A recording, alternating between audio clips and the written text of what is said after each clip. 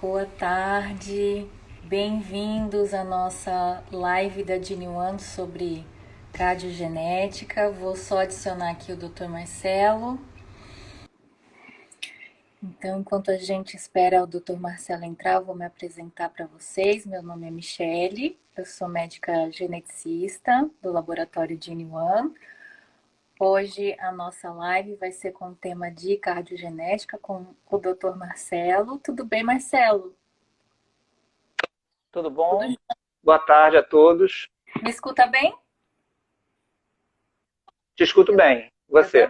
também te escuto bem. Se você quiser aproveitar para se apresentar um pouco enquanto a gente espera as pessoas irem entrando, fica à vontade, tá bom? Tá ok. Bom, meu nome é Marcelo Bittencourt, eu sou consultor em cardiogenética pela Gene e sou médico da Clínica de Insuficiência Cardíaca e Cardiomiopatias da Universidade do Estado do Rio de Janeiro, do Hospital Universitário Pedro Ernesto. Muito obrigada, viu, Marcelo, por aceitar o convite hoje para participar da gente. Eu acho que vai ser super interessante. Então, a nossa abordagem hoje vai ser de uma das especialidades da genética, né, que é a cardiogenética. Então, hoje a gente vai conversar mais voltado para esses cuidados do coração. Enquanto a gente espera o restante das pessoas irem se conectando à nossa live, eu queria trazer um pouco de contextualização, de informação, né? E é muito comum que a gente conhece, quando fala de genética, né, lembra muito de Mendel. Como se Mendel fosse Sim. o pai, né? Ele é considerado o pai da genética. Mas da genética moderna, né, quem é o nome que a gente considera é um médico chamado Victor Marcuse, que infelizmente já faleceu. E ele, na verdade, ele era cardiologista, não era geneticista. Então, ele fez vários estudos com síndrome de Marfan, fez vários estudos com uma população Amish, lá perto onde era a universidade dele. Então, para ver que essa parte da cardiologia e da genética já caminham juntas há muito tempo, né? Há bastante tempo, Sim, né? E foi o criador do Homin, né? sim, exatamente. Na primeira versão, o HOMIN, que é o catálogo online das doenças mendelianas, era impresso em livros, né? E atualmente é uma base de dados gigantescas que a gente tem com as doenças todas online. Essa eu aprendi com Ah, você, é? hein? O criador do Homin era um cardiologista. Deve ter um pouco de história também, né? Com certeza. E para pensar agora um pouco aqui no contexto do Brasil, Marcelo, pensando, né, nas doenças que são cardíacas, mas que têm essa herança genética, né? Essas doenças fazem parte dos quadros de cardiogenética. O que você diria assim? Tem alguma que é mais prevalente, que é mais comum? Isso é diferente entre uma população e outra? Como que seria isso? No Brasil, a gente tem um padrão assim de frequência que é bastante semelhante aos outros países ocidentais, né? Não tem muita diferença. Então, as cardiopatias genéticas mais frequentes, se a gente for assim falar de uma forma, procurar falar de uma forma bem didática, elas estão englobadas em quatro grupos principais de doenças, eu diria, tá? Que são as cardiomiopatias, quer dizer, as doenças do miocárdio, né? As doenças do músculo cardíaco, as doenças dos canais iônicos, vamos chamar assim, que são doenças que levam a arritmias cardíacas e que são diagnosticadas frequentemente no eletro, as doenças da aorta de origem familiar, tá? Que levam à dilatação, aneurisma de aorta, e eu incluiria também como um quarto grupo as dislipidemias familiares, né, que são aquelas doenças do metabolismo do colesterol e dos triglicerídeos que têm um contexto familiar. O que essas quatro doenças? É o que a gente Oi? conhece como colesterol alto. Exatamente. O que é, só que de origem familiar, quer dizer, é mais determinante assim por um problema genético do que, digamos assim, pelos hábitos alimentares, vamos dizer dessa maneira. Entendi. O que essas quatro doenças elas têm em comum, assim, de forma bastante didática? as cardiomiopatias, então, as doenças que levam a arritmias, doenças dos canais iônicos, as doenças da aorta familiar e essas dislipidemias, essas doenças do colesterol familiar. O que elas têm em comum? Elas têm, primeiro, uma base genética, é importante citar, quer dizer, geralmente elas são decorrentes de uma mutação do DNA do paciente que levam a um desses tipos de doenças. Obviamente, isso depende do gene. Segunda característica que elas têm em comum, elas têm uma herança, né, uma familiar, tem um padrão familiar, então são doenças geneticamente mediadas, têm uma herança familiar. E a terceira característica que é comum a esses 4 tipos de doença, apesar de serem doenças de 4 grupos de doenças diferentes, mas a terceira característica que elas têm em comum é que elas são causadoras de arritmias potencialmente fatais, quer dizer, vamos chamar do nome que a gente habitualmente chama na prática clínica, que é morte súbita em idade precoce, né? Geralmente abaixo de 35 anos. Então, são as 3 coisas que esses 4 grupos de doenças têm em comum. Uma base genética, uma herança geralmente familiar, né? E são causas frequentes de morte súbita em idade prematura, em idade jovem. Tá? Perfeito, ficou bem claro essas definições. E é um conceito que às vezes a gente fica um pouco confuso, né? As doenças que têm as heranças mendelianas e o que são as doenças comuns, né? Então a gente está falando de um grupo específico das doenças cardíacas, né? Não são dentro de todo o grupo das doenças cardíacas, existem algumas que a gente vê que seguem esses padrões conforme você desenhou, né? Perfeito, perfeito. São esses 4 tipos, né? E pode falar, pode falar. Pode perguntar. Eu ia perguntar assim, se tinha dentro desses, né? Tem algum fenótipo, alguma característica que é mais comum da nossa população? Não necessariamente. A gente acredita, assim, vamos falar assim de 2 doenças que dentro desse grupo de 4 síndromes clínicas, vamos chamar assim, que são bastante prevalentes. A hipercolesterolemia familiar, que é um dos tipos de dislipidemias familiares, quer dizer, atua no metabolismo do colesterol, leva a níveis de colesterol e de LDL colesterol, que é o colesterol ruim, né? Todo mundo conhece assim, extremamente elevados. Ela tem uma prevalência na população mundial em torno de 1 para 250 pessoas, né? No Brasil não é diferente disso. Tá? Ainda que a gente tenha dificuldade de reunir, até porque nós estamos começando a fazer mais testes genéticos agora, né? A gente tem a dificuldade de reunir esses dados, né? De contabilizar isso, mas assim, as iniciativas que os pesquisadores brasileiros têm em colaboração com outros fora do país já mostram que essa prevalência é semelhante. Assim como, por exemplo, também a da cardiomiopatia hipertrófica, que é das doenças do miocárdio, das cardiomiopatias, também das mais comuns, com uma prevalência de 1 para 500. Então, assim, semelhante, é muito semelhante ao que a gente vê nos Estados Unidos, o que a gente vê na Europa. Tá? Me chamou a atenção a prevalência, né? Porque quando a gente fala em genética, a gente está acostumado em pensar em doenças muito raras. E essas incidências que você colocou, né, 1 para 250 para hipercol familiar e 1 para 500 para hipertrófica, é bem relevante na população, né? Então, não são doenças raras, são doenças que são prevalentes na nossa população, né? Isso é uma das questões que eu acho que a gente encara como sendo uma das coisas importantes em você estudar e definir melhor essas doenças cardíacas hereditárias. Primeiro essa questão que você falou, que é a falsa impressão de que nós estamos lidando com doenças raras, né? E isso definitivamente é uma impressão que vem mudando a cada dia, a cada nova informação, a cada novo trabalho, né?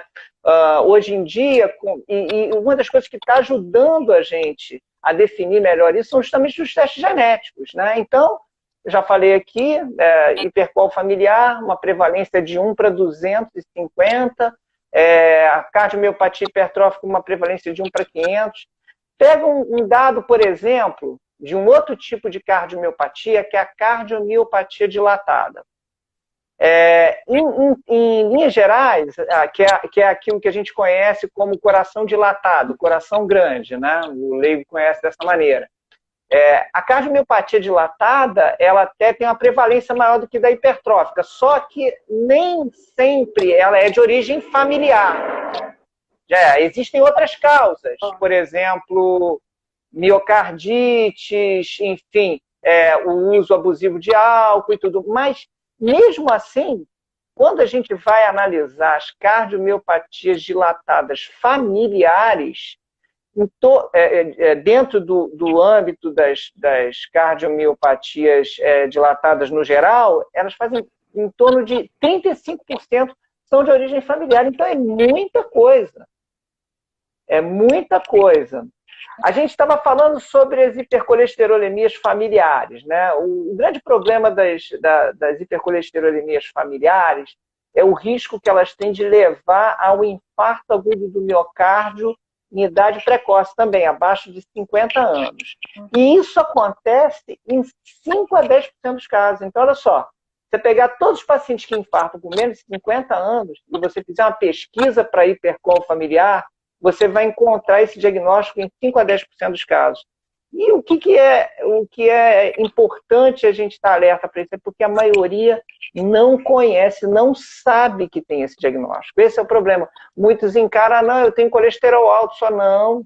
Você tem uma doença familiar que pode ser passada por seus filhos, enfim. Então, é um contexto que deve ser valorizado completamente diferente. Michele, você está me ouvindo bem? Te ouvindo.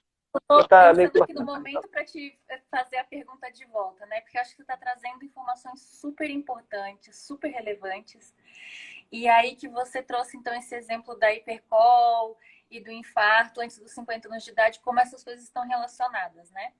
E qual que seria o impacto de um diagnóstico precoce nessa redução de comorbidades, de danos secundários, né? Porque é uma doença que tem tratamento. Diferente das outras doenças, da maioria das doenças genéticas que a gente não tem um tratamento, né, não tem um manejo clínico, é uma doença que já tem um manejo clínico estabelecido, né? Então, só para você passar uma ideia assim, né, do que esse diagnóstico poderia impactar em prevenir essas complicações, que são complicações graves, né? Você está falando especificamente da hipercol familiar? Isso. Tá, vou falar sobre ela, mas eu vou falar de algumas outras coisas também. Acho que isso é interessante, isso que você está abordando, que é mudança de conduta. Tá. Né? Então, a gente aqui já falou da importância em relação à prevalência, quer dizer, epidemiologia. Agora, em relação ao que você falou, isso é extremamente importante. Isso o que a gente está vivendo é uma quebra de paradigma um pouco, sabe, Michele? Porque antigamente, como você me falou, como é doença genética, eu não tenho que mudar. Mas na cardiologia, em algumas situações, você muda. Então, toma um exemplo que você pegou, hipercol familiar. Você faz um diagnóstico de hipercol familiar num paciente que ainda não teve infarto, quer dizer, precocemente. Você pode suspeitar disso através de níveis muito elevados de colesterol, porque essas doenças levam a níveis anormalmente elevados, digamos assim, que você não vê na prática clínica, né? E você vê isso e esse paciente ainda não tem infarto, você faz o diagnóstico através do teste genético, por exemplo. Você vai começar o tratamento com estatina, muito provavelmente, muito mais precocemente que se não fosse um doente com uma dislipidemia familiar, se fosse um diagnóstico de uma dislipidemia comum, entendeu? Que você pode dar um pouco de tempo para ver se mudando hábitos de vida você modifica os níveis de colesterol. Isso é uma situação que a dieta não vai impactar na evolução do doente, por exemplo. Então, você tem que começar a tratar com drogas redutoras de colesterol cedo. E muitos autores preconizam que você deve ser agressivo nesse tratamento, com metas de colesterol baixa, né? Então, isso é uma situação, quer dizer, você trouxe aí da hipercon familiar, mas eu posso te dar diversas outras situações nos outros grupos de cardiopatias hereditárias, onde o teste genético ajuda. Vou te dar um exemplo. Você tem um jovem que faz uma atividade física de alta performance e se apresenta para você com uma hipertrofia do coração, né? Muitos desses jovens que fazem esporte de alta performance, alta competitividade, eles fazem exames cardiológicos, tem que fazer. Aí eles se apresentam com hipertrofia do coração. Aí vem a pergunta, o que esse doente tem? Ele tem cardiomiopatia hipertrófica, que é uma doença genética, que tem risco de morte súbita e que você tem que afastar do esporte competitivo, ou ele tem coração do atleta, porque esses pacientes que fazem atividade física de alta intensidade, eles podem promover uma alteração no coração do tipo hipertrofia, que confunde com a cardiomiopatia hipertrófica. Só que é uma condição benigna, é decorrente da atividade física, não é um problema genético, entendeu? Então, existem alguns meios que você tem de diferenciar um do outro. Mas um dos meios que tem sido cada vez mais usados para você procurar ter certeza é fazer o teste genético. Porque se o teste genético vier positivo para hipertrófica, você tem que afastar esse doente do esporte competitivo. Por quê? Porque ele tem risco de morte súbita. Se não for, se vier negativo e não tiver nenhuma outra característica de uma doença familiar, ele pode ser liberado para fazer a atividade física dele competitiva e eventualmente vai precisar só de uma modificação no esquema de treinos, entendeu? Então, muda completamente a vida, por exemplo, de um atleta. Entendeu? Então, nesse caso, Marcelo, o teste genético ele ajudaria tanto na definição do diagnóstico clínico, porque só na avaliação clínica seria difícil eu ter o diferencial entre essas duas situações. E aí também com esse diagnóstico eu mudaria a forma como lidar de manejar o paciente e isso impactaria, né, em toda a sobrevida dele. Então... Com certeza. Um terceiro exemplo para a gente fechar essa questão de mudanças de conduta, né? Por exemplo, são das síndromes aórticas, né? Sabe que a gente pode ter os aneurismas de aorta que são adquiridos pelos fatores de risco tradicional, hipertensão, diabetes, e tem aquelas doenças da aorta que são de origem familiar, né? Está dentro de um dos grupos de cardiopatias familiares, né? A gente sabe que pacientes que têm aneurisma de aorta decorrente de uma síndrome aórtica familiar, tipo síndrome de Marfan, eles têm um critério para cirurgia cardíaca, para operar o coração para corrigir essa alteração, diferente de quem não tem uma síndrome que seja de origem familiar. Quer dizer, geralmente você costuma operar esses pacientes mais precocemente, tá? Até pelo risco que eles têm de morte súbita ou desenvolver dissecção aórtica numa idade mais precoce. Então, só aí são 3 exemplos onde o teste genético, que aqui no caso da síndrome de Marfan, ela contribui no diagnóstico, né? E ajuda também a estabelecer mudanças no tratamento, sem contar mudanças no prognóstico. Agora, a gente não pode esquecer, Michele, que isso pode ocorrer, a gente pode realmente mudar a conduta, mas o mais importante quando a gente está falando das cardiopatias familiares, desses 4 grupos de doença, volta a falar, cardiomiopatias, doença dos canais iônicos que leva à arritmia, síndromes aórticas e as dislipidemias familiares, o mais importante e que elas têm em comum também na condução é a possibilidade de fazer o aconselhamento familiar, né? O aconselhamento genético, né? Esse é indiscutível, na minha visão, inclusive é o principal benefício. Eu não sei se você quer falar sobre isso, você sendo geneticista e lidando com isso direto, enfim. A gente está bem em sincronia. Você começou a entrar nesse assunto e eu já comecei aqui a pensar, né? Da importância do diagnóstico e o quanto que a gente perde a oportunidade de fazer esse aconselhamento, né? Pela falta de conhecimento e acesso aos exames, né? E aí a gente perde a oportunidade, então, de poder fazer o diagnóstico de um familiar que é completamente assintomático, né? Que tem a chance de começar o tratamento, de mudar, né, toda a trajetória de vida dele, se a gente não faz esse primeiro diagnóstico, né?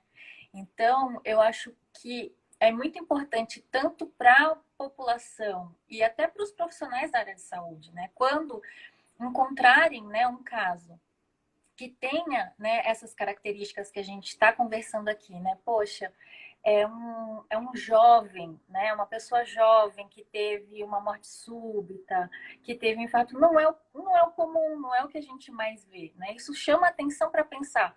Poxa, será que tem alguma outra coisa, além, né, dessa interação do ambiente, que predispõe, né, essa pessoa a ter essa condição? E aí é quando a gente pensa nisso que a gente tem a oportunidade de fazer o diagnóstico e, consequentemente, o aconselhamento familiar. E é muito comum quando a gente vai ver essas famílias, né, de terem muitas pessoas, muitos parentes que eram afetados sem saber, né, estavam sem segmento. Exatamente. Então, Exatamente. A gente costuma passar isso para os pacientes, né? Quando a gente está diante de uma doença como essa, a gente não está tratando de um paciente especificamente, está tratando da família, né? A gente procura orientar o paciente a respeito disso, que isso passa a ser importante, né? Muitas vezes o paciente vai se beneficiar muito mais do teste genético, permitindo que a família seja corretamente investigada do que até eventualmente saber exatamente a sua própria mutação. Mas eu acredito até que isso é bastante importante também, mas o quanto ele pode contribuir, né? sim, E a gente não pode esquecer, como você falou, né, Michele, que a maioria dessas cardiopatias genéticas, elas têm aquilo que a gente chama da herança, é um termo técnico, mas acho que vale a pena enfatizar, que é a autossômica dominante, né? Então, a gente geralmente vai se deparar com pacientes, com pessoas que são portadoras desse gene mutante, né? Em todas as gerações, né, daquele indivíduo, por ela ter essa característica de herança. sim. Acho que tem dois pontos importantes, né, que a gente pode abordar. Eu acho que a gente tem sempre aquela ideia que o teste genético é um teste muito complexo, de alto custo, né?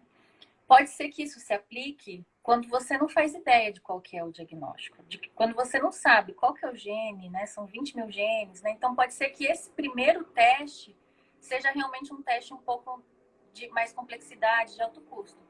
Mas uma vez que eu tenho o diagnóstico, que eu entendi qual que é aquela alteração do paciente, para o restante da família é muito mais fácil fazer essa verificação. É um teste muito mais simples, muito mais rápido, muito mais barato, né?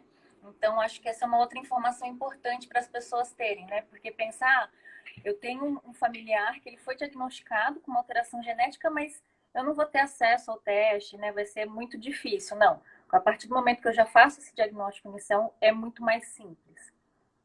E a questão que você trouxe, né? Então, da herança autossômica dominante, o que seria isso, né? Eu lembro que quando eu ia para o hospital, eu era conhecida como a médica do azão azinho, que eu sempre ia explicando, olha, a gente tem um azão azinho. Mas é assim, a gente sempre tem duas cópias de tudo, né? Uma do pai e outra da mãe. E quando a gente tem uma dessas cópias que não funciona corretamente, eu tenho uma doença dominante. E aí, quando eu vou formar, né, o embrião, né, ou o óvulo espermatozoide, eu tenho 50% de chance ou de mandar, né, essa cópia que não está funcionando ou a cópia normal. Então, para cada gestação, eu teria uma chance de 50% de chance, né, de passar para os meus filhos essa condição. O que é um Perfeito. risco considerado alto, né, de recorrência, né, dentro de uma família, né, isso a gente acaba nesse cenário, né, que a gente estava conversando, de várias pessoas que são afetadas assintomáticas e sem ter o conhecimento, né, da doença. E aí que a gente... Perfeito. Sim, pode falar, Marcelo. Não, não, não. Eu te cortei. Acho que é isso mesmo. Não, é perfeito. Acho que é isso.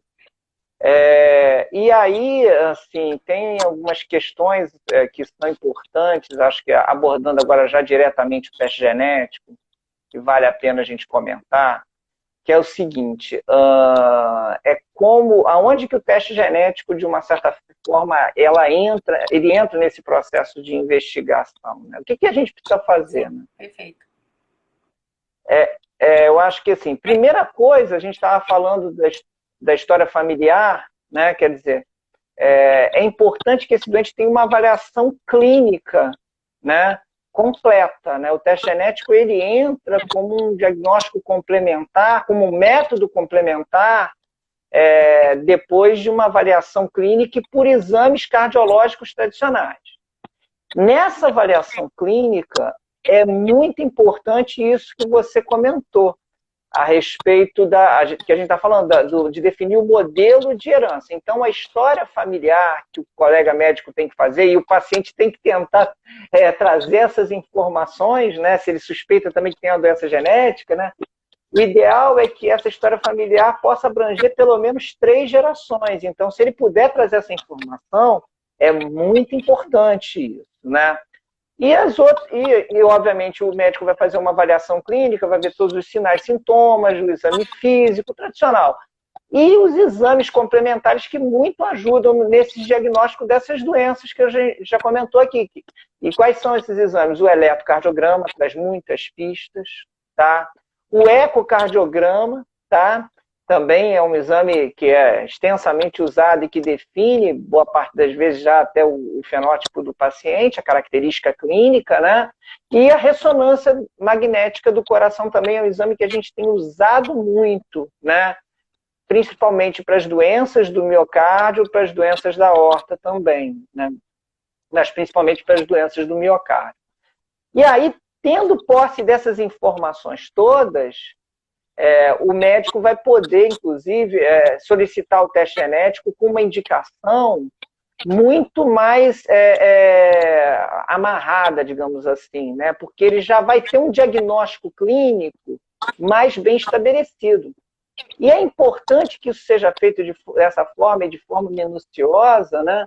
Porque as características que o médico, o cardiologista, no caso, vai adquirir fazendo essas avaliações, com a clínica, o eletro, o eco, a ressonância, quando descritas no pedido para o teste genético ali, ele vai ajudar muito na interpretação de quem vai dar o laudo do teste genético. Então, são informações realmente que se complementam, né? E a própria qualidade de interpretação do teste genético está muito relacionada à quantidade de informação clínica que o médico pode disponibilizar sobre aquele paciente, né?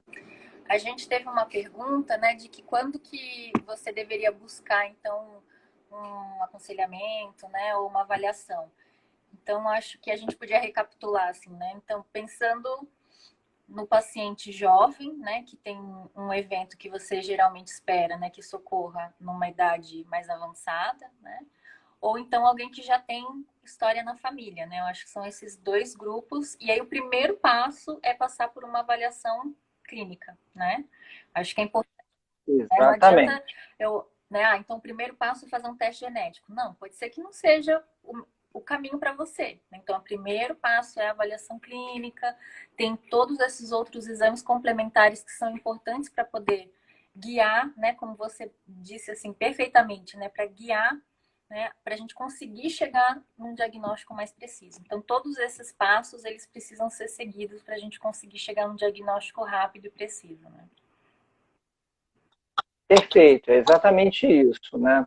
Então, e a partir daí, a partir do momento que você faz a suspeita clínica e você pede o teste genético, né? E encontra uma alteração genética realmente que justifique aquela doença, né? O que é interessante fazer, é importante, né? É partir para pesquisar os familiares, né? E aí você pode pesquisar somente aquela mutação pontual, né? E isso é interessante, né?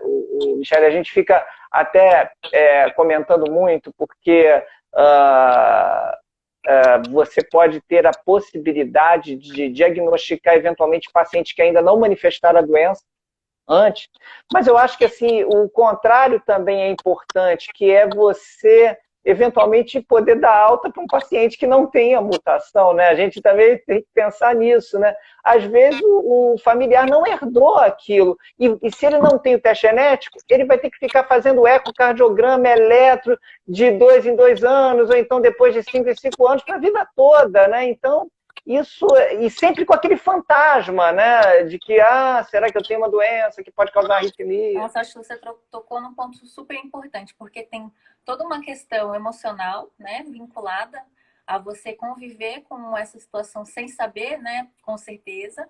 E existe um custo também, né, que nós arcamos, né, seja público, seja privado, né, de exames que não seriam necessários, né. Você imagina uma pessoa ter que fazer uma avaliação cardiológica semestral, anual, sendo que ela poderia seguir o fluxo normal, né. Então, realmente, o diagnóstico ele impacta tanto o afetado quanto o não afetado, né? Com certeza, com certeza. E a gente foi seguindo aqui a nossa pauta, né, Marcelo, do que a gente tinha conversado, das informações que seriam importantes a gente trazer, e a gente foi caminhando, né, por essas informações, que eu acho que são super relevantes, né, para a gente pensar. E agora, né, nesse momento delicado que a gente está passando, está vivendo, pensando, né, nesses pacientes que têm essas condições que a gente conversou, né, você pensaria assim em passar alguma informação para eles agora nesse momento? Eles teriam que tomar algum cuidado ou não? É considerado um grupo de risco ou não? Que informações que você acha importante a gente passar agora? Eu acho que tem duas informações que são importantes. Então, boa parte desses doentes, principalmente os doentes que têm doença do miocárdio, que são as cardiomiopatias, ou mesmo os doentes que têm doença da aorta, que tem que ter um controle clínico adequado, controle da pressão, enfim. E os doentes também que têm essas dislipidemias familiares, que podem aí ter uma doença coronariana já em desenvolvimento, eles realmente têm que ter um cuidado maior nesse momento da pandemia da Covid-19, né? Porque são grupos de risco, né? Para desenvolver uma evolução pior, né? No contexto da doença do Covid-19, de realmente evoluírem de uma forma mais com maior número de eventos, enfim. Então a gente tem que ter esse cuidado. Mas eu queria destacar um outro cuidado também, Michele, que é o seguinte: no meio dessa pandemia, de toda a dificuldade que a gente está tendo de entender como ela vai se comportar no Brasil, muitos pacientes também estão deixando o seu tratamento para um segundo plano, um segundo lugar, com receio de se infectarem. Isso é totalmente justo, mas tem que ter cuidado para também não acabar tendo problemas relacionados à doença que já conhecem, entendeu? Que já sabem ser portadoras, ou eventualmente estão num processo de investigação que deve até trazer um pouco mais de ansiedade, porque está num processo de investigação nesse momento, mas existem formas seguras de você fazer essa investigação nesse momento. Quer dizer, a gente tendo cuidado do distanciamento, de estar de máscara, de estar sempre lavando as mãos e tudo. Eventualmente, se tiver que ir ao médico, a um consultório, tentar combinar com ele de ter um horário que não faça encontrar com outros pacientes, quer dizer, diminuir um pouco o risco de contato é importante, mas não deixar de fazer as coisas, eventualmente até os exames, né? Tem muitos serviços hoje no Rio de Janeiro que oferecem a possibilidade de você fazer o eletrocardiograma, às vezes até em casa, o eco, o próprio teste genético, o laboratório vai em casa colher, porque você colhe através do exame de sangue. Então, não abandonar os seus tratamentos, isso é muito importante nesse momento também de pandemia, tá? Acho que você trouxe um outro ponto super importante, porque eu acho que é comum você ter essa dúvida, né? No momento que está todo mundo, né, dentro de casa, bom, será que eu deixo de ir na minha consulta de segmento? Será que eu vou adiar esse procedimento? Não vou fazer esse exame, né? E tem algumas condições, como a gente pontuou aqui, né, que são muito importantes que a gente mantenha, né? Obviamente com todos esses cuidados, mas mantenha, né, o segmento, né, que a gente não pode abandonar. Tem uma pergunta aqui, Marcelo, que eu acho que a gente pode abordar. A Patrícia perguntou de forma prática: como proceder e solicitar o teste genético? Nós, clínicos ou encaminhar? Bom, obrigado pela pergunta, então, da Patrícia aí, pela presença. Bom, conheço a Patrícia já, sei que ela é uma cardiologista excelente, vê com muito cuidado seus pacientes. Ela pode, ela mesma, cardiologista clínica, pode fazer a solicitação do teste genético, né? No portfólio da GeneOne, nós temos assim vários painéis, e aí o ideal é tentar definir realmente qual é o fenótipo clínico desse doente, né? Estabelecer o diagnóstico clínico e pedir o painel genético correspondente ao diagnóstico dele, né? No site da GeneOne a gente tem tudo isso. Agora, o que é importante é, na hora da indicação, fazer aquilo que a gente comentou, que fazer traçar todas as características, né, do paciente para poder realmente oferecer o maior número de informações para que quem vai interpretar o teste possa dar o laudo realmente mais adequado àquele paciente. Então, isso é bastante importante. E da questão do teste, né? Só para a gente desmistificar um pouco, né? Quando a gente fala em teste genético, esses testes geralmente, como que eles podem ser feitos, assim, tipo de coleta, amostra, só para a gente aproveitar esse gancho, né? Porque às vezes falar cardiogenética e pensar em fazer o teste genético vai pensar em algum procedimento mais complexo, né? É um procedimento simples, como você bem sabe, né, Michele? Você basicamente faz uma coleta de sangue, né? Aqui, pelo menos lá na GeneOne, a gente trabalha com sangue, né? O material que é colhido.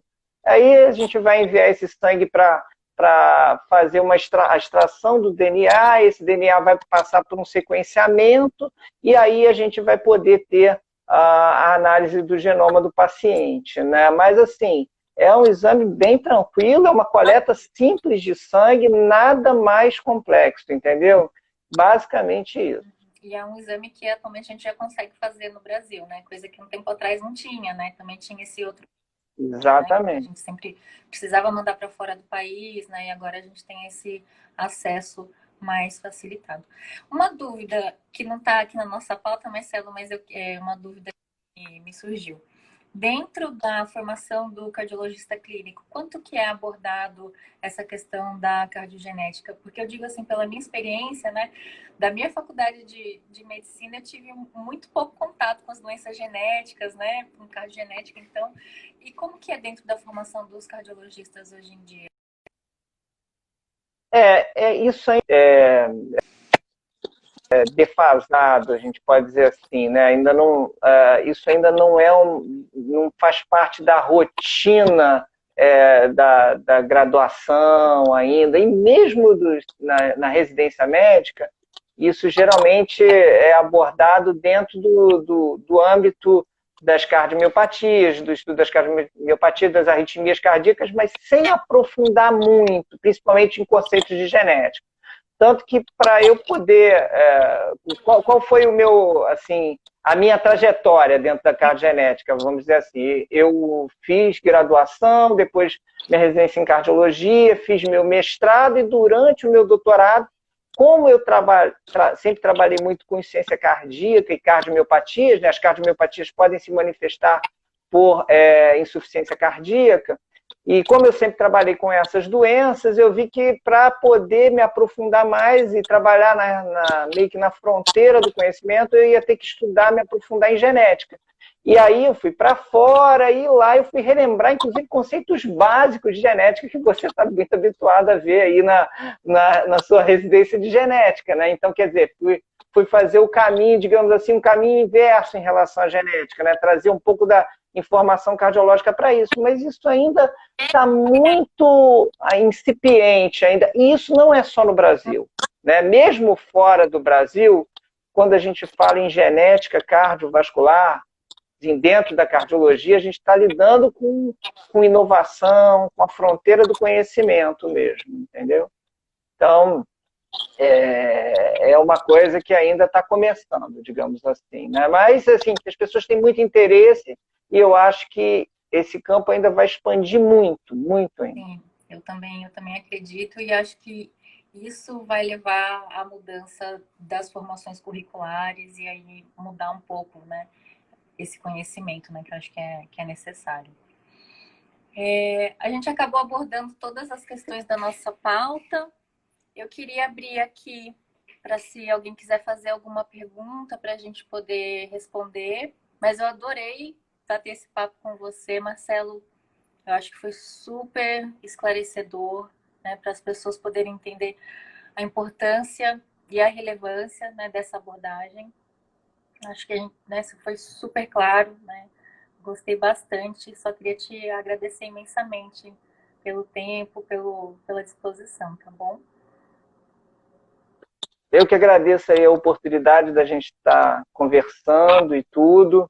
Quero deixar aí à disposição, não sei se acaba, através da Dini One, eu posso deixar à disposição aí o meu Instagram, aí o endereço, para quem quiser fazer uma pergunta, assim, no privado, enfim, ficar mais à vontade, eu estou à disposição também, tá? E é isso aí, vamos tocando aí no meio dessa pandemia, mas vamos continuar cuidando dos nossos doentes aí com as cardiopatias E hereditárias, né? aproveitando para trazer informações novas, né? Eu acho que está todo mundo aproveitando esse momento para aprender coisas novas, né? Então, se que a gente puder trazer de conteúdo aqui, dividir, né, com as pessoas, eu acho que é super válido. Da questão de Isso aí. perguntas, tem sim como vocês, qualquer coisa, deixarem as perguntas, né? E aí depois a gente responde, com certeza. Então, tá bom, acho que Então vai tá perfeito. encerrar por aqui. Então, muito obrigada, Marcelo. Obrigada a todo mundo que entrou aqui para participar com a gente. Um abraço e até a próxima. Tchau, tchau. Um abraço, até mais.